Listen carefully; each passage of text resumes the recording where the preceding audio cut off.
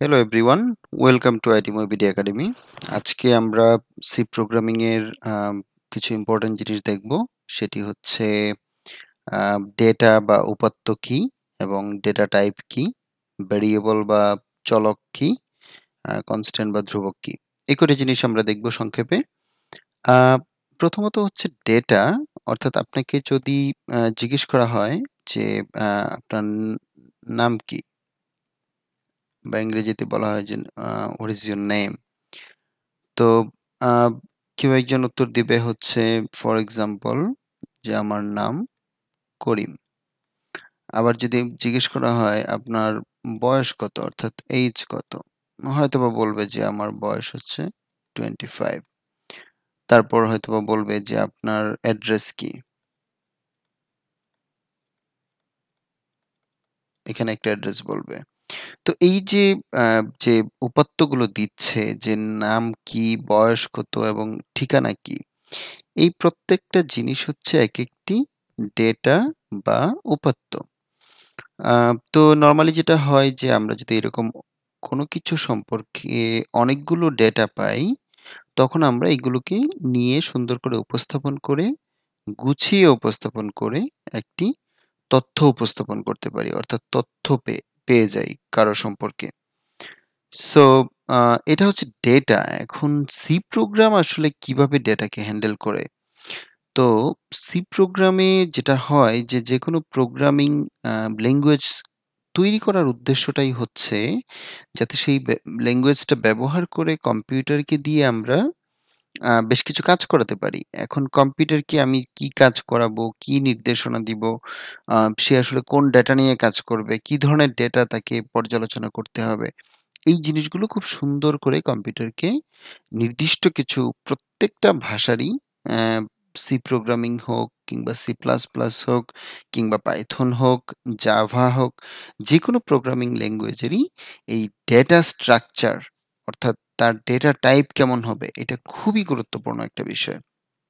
কারণ আ আমরা জানি যে কম্পিউটার কিভাবে কাজ করে অলরেডি। তো কম্পিউটারের এরকম যদি আমাদের থাকে, যেমন কম্পিউটারে যদি আমাদের আ কোনো কিছু নিয়ে কাজ করতে বলা হয়, তাহলে সে যেটা করে সে হচ্ছে এরকম তার মেমোরি রয়েছে অর্থাৎ RAM।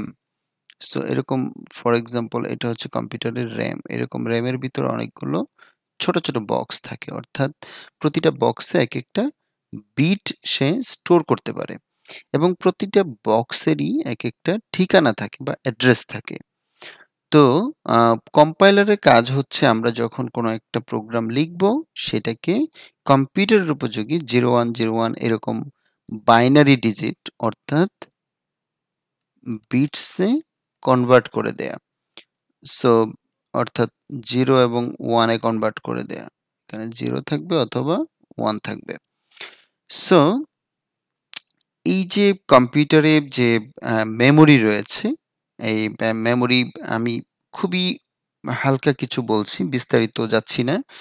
কম্পিউটার মেমোরিতে এই ডেটা টাইপ অনুযায়ী অর্থাৎ সেই যে ডেটা আমরা ডিক্লেয়ার করে আসবো কোনো একটা প্রোগ্রামিং করার জন্য, তখন এই টাইপ অনুযায়ী সে মেমোরিকে বলবে বা মেমোরিতে কতটুকু জায়গা রাখবে সেটা সে নির্ধারণ করে এই ডেটার টাইপের উপর। ফর এক্সাম্পল এখানে 25 হচ্ছে একটা সংখ্যা। আবার আ এইখানে করিম হচ্ছে একটা নাম। সো এই নাম এইটা হচ্ছে অ্যালফাবেটের সমষ্টি। অর্থাৎ এখানে অনেকগুলো ক্যারেক্টার রয়েছে। এখানে অনেকগুলো ক্যারেক্টার বা বর্ণমালা রয়েছে। আর এইটা হচ্ছে আমাদের একটা সংখ্যা, নাম্বার। সো এই ক্যারেক্টার গুলোর জন্য কতটুকু জায়গা নিবে, নাম্বারের জন্য কতটুকু জায়গা নিবে এবং নাম্বার আবার ২ ধরনের হতে পারে। একটি হচ্ছে যে ইন্টিজার, যেটাকে সংক্ষেপে ইন্ট বলি, আবার আরেকটা হতে পারে ফ্লট অর্থাৎ দশমিক। ইন্টিজার যেমন হচ্ছে 1, 2, 3 এরকম, অথবা প্লাস মাইনাস যেকোনো কিছু থাকতে পারে। +1 হতে পারে, -1 হতে পারে, +1, -2 প্লাস সামথিং। ফ্লট হচ্ছে কোনো কিছু দশমিক সংখ্যা। ফর এক্সাম্পল 10.5 অথবা 9.6, এগুলো হচ্ছে আমাদের দশমিক সংখ্যা। তো দশমিক সংখ্যাগুলোকে আমরা বলি ফ্লট। এখন দশমিক সংখ্যা কেন লাগে? কারণ দশমিক সংখ্যা হলে আমরা কোনো কিছুকে পূর্ণাঙ্গ রূপে প্রকাশ করতে পারি। যেমন আপনাকে যদি বলা হয় এখন ১০টা বেজে ৩০ মিনিট, তাহলে সেটা যদি আমি 10.5 বা 10.30 লিখতে না পারতাম, দশমিকটা না থাকতো, তাহলে আমরা ওই যে পূর্ণ সংখ্যার পরে যে ভগ্নাংশ যে অংশটুকু রয়েছে, সেটাকে আমরা প্রকাশ করতে পারতাম না। সো আমরা কোনো কিছুকে সম্পূর্ণরূপে প্রকাশ করার জন্য বেশ কিছু জিনিসের দরকার হয়। প্রথমত সংখ্যা, সংখ্যা খুবই গুরুত্বপূর্ণ। আর তারপরে হচ্ছে অনেকগুলো ক্যারেক্টার অর্থাৎ অ্যালফাবেটস, যে কারণে আমরা আ আ দেখব যে আমাদের প্রোগ্রামিং বা যেকোনো একটা ভাষার ক্ষেত্রে আমরা বাংলা বা যেটা বলি যে আমাদের বাংলা ভাষাতে ৫০ টি বর্ণমালা রয়েছে। স্বরবর্ণ রয়েছে, ব্যঞ্জনবর্ণ রয়েছে। এরকম স্বরবর্ণ, ব্যঞ্জনবর্ণ মিলে আমাদের ৫০ টি বর্ণমালা রয়েছে। সো প্রোগ্রামিং এও এরকম তার কিছু আ তার অ্যালফাবেটস থাকবে, তার কিছু নাম্বার অর্থাৎ ডিজিটস থাকবে, তার কিছু স্পেশাল ক্যারেক্টার থাকবে। এগুলো আমরা দেখব। সো এগুলো আমরা পরবর্তীতে আরো বিস্তারিত আলোচনা করব। আমি জাস্ট একটা আইডিয়া দিচ্ছি। সো এখন এই যে ভেরিয়েবল যেটা বলা হচ্ছে যে ভেরি করে মানে পরিবর্তন হয়। যে জিনিসের মান পরিবর্তনশীল তাকেই আমরা বলবো ভেরিয়েবল। ফর এক্সাম্পল আজকের তাপমাত্রা কত? আজকের তাপমাত্রা হচ্ছে 32 ডিগ্রি সেলসিয়াস। এখন আগামীকালকে সেটা হয়তোবা চেঞ্জ হয়ে 25 ডিগ্রি সেলসিয়াস। তার পরদিন হয়তোবা সেটা হয়ে যাবে 28 ডিগ্রি সেলসিয়াস। অর্থাৎ টেম্পারেচার যে জিনিসটা, আমরা যদি টেম্পারেচার একটা নাম ঠিক করি, সেটি হচ্ছে যে তাপমাত্রাকে আমরা বোঝাতে টেম্পারেচার ব্যবহার করি। অর্থাৎ তাপমাত্রার ইংরেজি শব্দ টেম্পারেচার, এবং সেটাকে আমরা যদি সংক্ষেপে টিইএমপি এরকম লিখি, তাহলে টেম্পারেচারটা আমাদের দেখা যাবে কি সময়ের সাথে চেঞ্জ হচ্ছে। তো যে মানটা বিভিন্ন কিছুতে চেঞ্জ হতে পারে সেটাকে আমরা বলি আ চলমান বা চলক বা ভেরিয়েবল। আর যদি এরকম কিছু হতো যে ফর এক্সাম্পল আ আমার এসএসসিতে সিজিপিএ কত? এখন এসএসসিতে আমি যদি পাস করে থাকি একবার, তাহলে মোটামুটি সেটা আমার life long constant. For example আমার সিজিপিএ 4.75। এখন এই 4.75 এইটা আমার life long constant. SSC pass করে যাওয়ার পরে আমি যদি আবার পরীক্ষা না দিই, তাহলে এটা আমার মোটামুটি ফিক্সড। অর্থাৎ এটা আমার লাইফ লং একটা স্থির মান। আর চেঞ্জ করে দিয়ে আসা যাবে না। আবার যদি পরীক্ষা দিই তাহলে সেটা অন্য ব্যাপার। কিন্তু নরমাল কন্ডিশনে যারা পাস করে গিয়েছি তারা আবার পরীক্ষা দিয়ে চেঞ্জ করব না। সো এইটা হচ্ছে আমাদের একটা কনস্ট্যান্ট। আবার যদি এরকমভাবে উদাহরণ দেয়া যায় যে আমাদের আ পাই সমান 22 ডিভাইডেড বাই 7, এটা সময়ের সাথে কখনো চেঞ্জ হবে না। আবার যদি বলা হয় পৃথিবীর ব্যাসার্ধ r, এটা হচ্ছে একটা নির্দিষ্ট পরিমাণ ব্যাসার্ধ রয়েছে পৃথিবী যদি গোলাকার ধরা হয় r, সেই r এর মান যেটা রয়েছে পৃথিবীর ব্যাসার্ধ সেটা ফিক্সড, অলমোস্ট ফিক্সড। সো এটা একটি কনস্ট্যান্ট। সো এরকমভাবে আমরা দেখব যে ক্যারেক্টার, এইটা হচ্ছে আমাদের অনেকগুলো ক্যারেক্টারস বা অ্যালফাবেটস। কিন্তু ক্যারেক্টার তার মানে কি আমাদের মোট কথা সি প্রোগ্রামিং এ আমরা ৩ ধরনের ডাটা দেখতে পেলাম। ১ নাম্বার হচ্ছে তার ইন্টিজার, ২ নাম্বার হচ্ছে ফ্লোট, ৩ নাম্বার হচ্ছে ক্যারেক্টার। সংক্ষেপে ইন্টিজারকে বলা হয় আইএনটি, ফ্লটকে বলা হচ্ছে অর্থাৎ দশমিক যে সংখ্যাগুলো সেগুলোকে বলা হচ্ছে ফ্লট, এবং ক্যারেক্টার অর্থাৎ অ্যালফাবেটকে বলা হচ্ছে ক্যারেক্টার।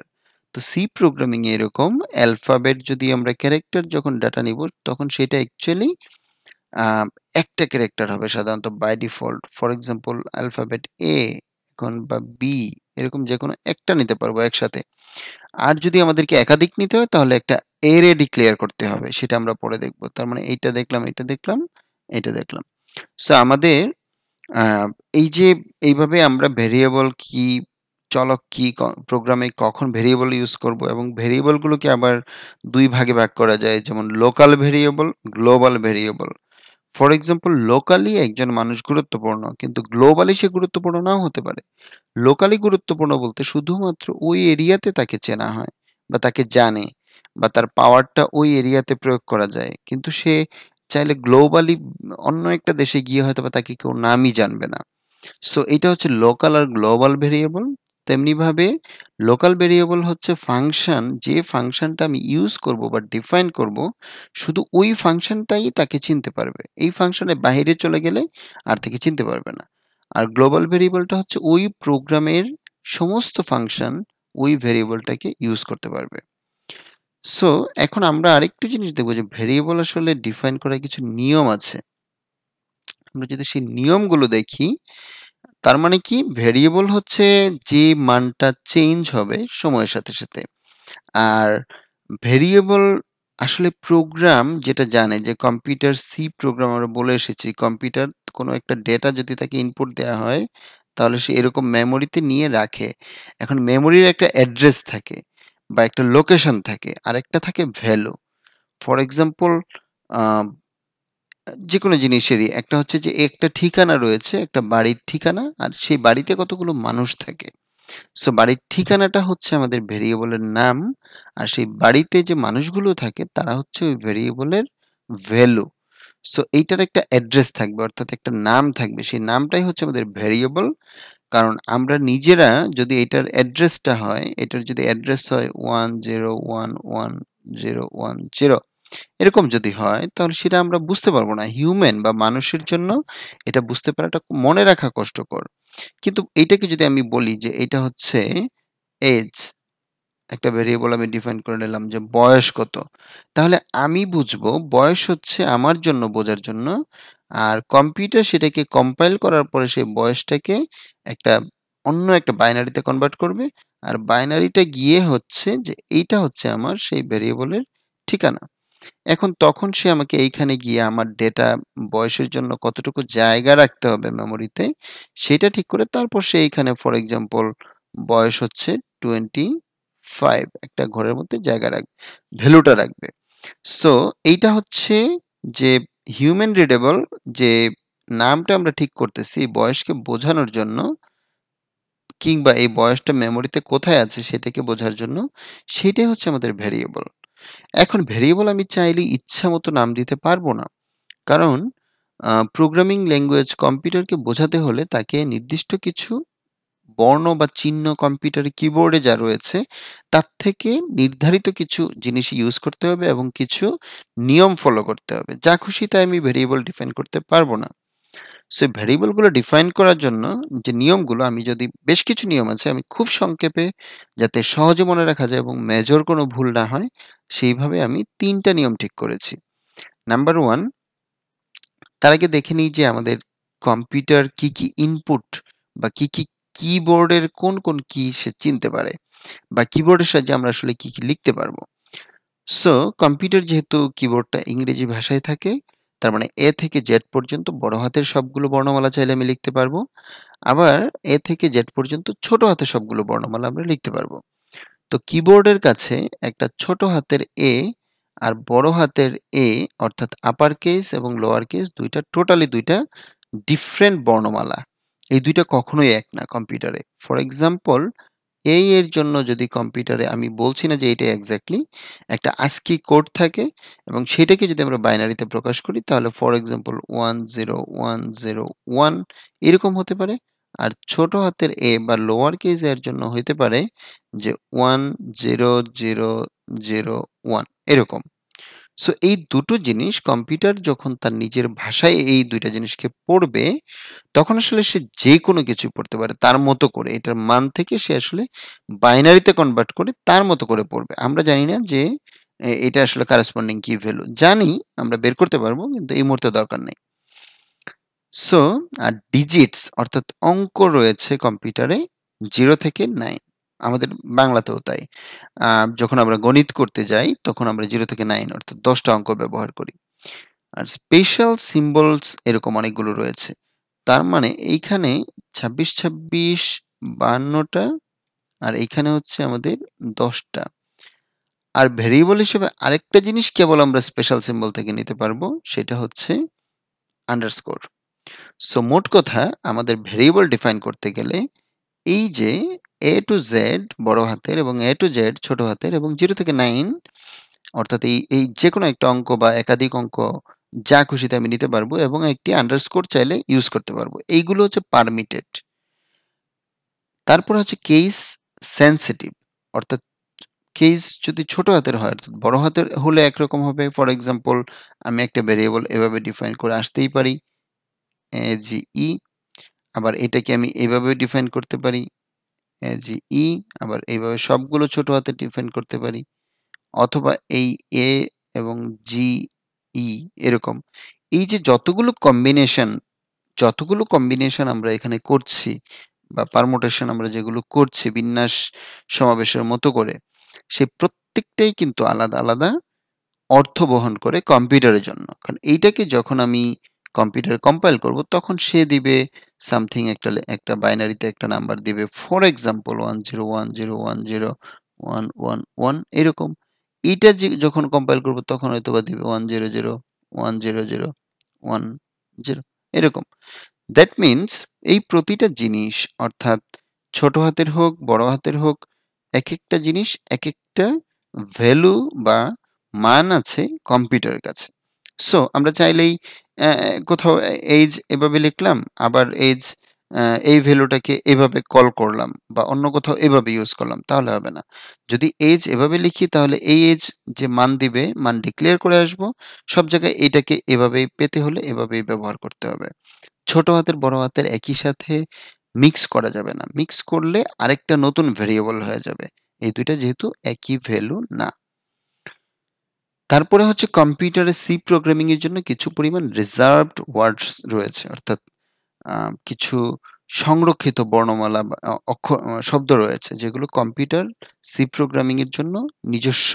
ওগুলো সি প্রোগ্রামিং ব্যবহার করবে। সো ওগুলো আমরা চাইলে ইউজ করতে পারবো না। আরেকটা হচ্ছে তোমরা আরো জানবে যে মেইন একটি ফাংশন রয়েছে। এই মেইন ফাংশনটাকে আমি ভেরিয়েবল হিসাবে ডিফাইন করতে পারবো না।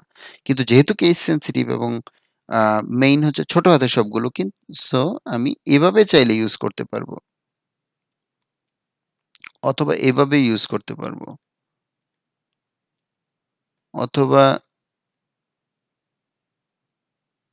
এভাবে ইউজ করতে পারবো। বাট মোট কথা মেইন ইউজ না করাটাই ভালো। থার্ড হচ্ছে এর বাহিরে যদি আমি কোনো কম্বিনেশন নিতে যাই তাহলে সমস্যা হবে। আরেকটা বড় জিনিস হচ্ছে যে শুরুতে কোনো সংখ্যা দ্বারা ডিক্লেয়ার করা যাবে না। যেমন 1 এইজ এরকম দিতে পারবো না।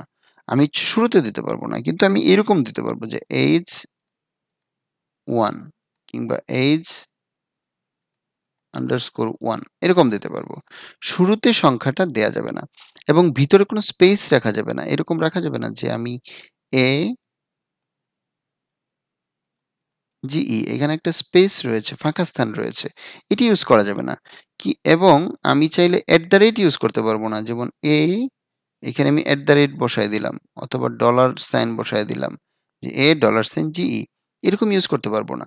স্পেশাল ক্যারেক্টার যেগুলো রয়েছে তার মধ্যে শুধুমাত্র আন্ডারস্কোর ইউজ করা যাবে। সো এটা হচ্ছে ভেরিয়েবল ডিক্লেয়ার করার নিয়ম। ভেরিয়েবল ডিফাইন কিভাবে করতে হয় সেটার নিয়ম। সো ধন্যবাদ সবাইকে। আমরা পরবর্তী লেকচারে এইগুলোর প্রয়োগ দেখব। কিভাবে কম্পিউটারে প্রোগ্রাম লিখার সময় কিভাবে ব্যবহার করব এবং কোনটা গুড প্র্যাকটিস, কিভাবে ব্যবহার করলে আমাদের জন্য সুবিধা হবে। আসলে কিভাবে ব্যবহার করা উচিত ওটা আমরা দেখব বিস্তারিত। তো ধন্যবাদ সবাইকে। আমার আম আ ভিডিওটা তোমাদের বন্ধুদের সাথে শেয়ার করবে এবং হচ্ছে চ্যানেলটি সাবস্ক্রাইব করবে। আর পরবর্তী লেকচারে আবার দেখা হবে। সবাইকে ধন্যবাদ।